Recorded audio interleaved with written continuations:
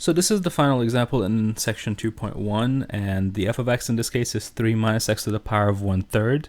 And just keep in mind that whenever you have a rational exponent, so when you have a to the power of m over n, that is literally the same thing as the nth root of a to the power of m. So you can always rewrite it back and forth however you want.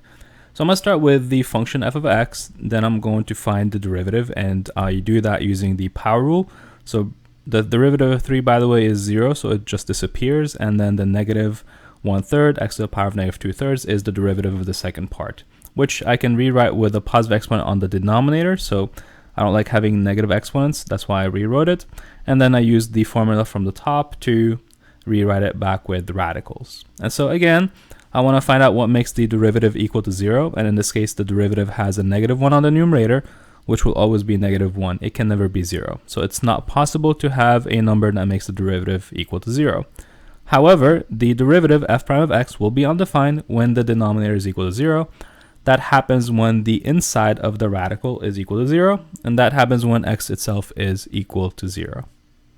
So once I've got that critical number, I put it on the real number line and I test it. So in this case, I tested the numbers -5 and +2 in the derivative. So I take -5 and I plug it into the derivative. I take 2 and plug it into the derivative. And they both actually result in a negative amount. So that means the function is always decreasing before 0 and after 0. So that means 0 is neither a maximum nor a minimum because there was no switch from the signs before and after. We were negative before, we were negative after, we didn't have a switch, so there is no max, there is no min. And the function in this case is, like I said, decreasing always before 0 and always after 0. So that's the reason why we're writing -∞, 0, union, 0, infinity. And in this problem, the function is never increasing. There's no place where we have a red arrow pointing up. So that again means there are no maximas and minimas, and when we graph the function, we have to graph something that's always decreasing.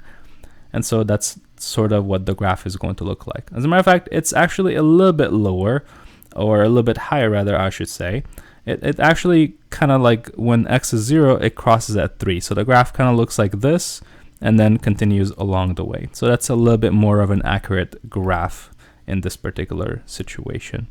But it's a graph that always points down basically. So no matter where you put your little stick figure on this graph, if you walk left to right, your little stick figure guy is always going to be going downhill. And again, when you make the graph, make sure that these parts stay kind of nice and connected.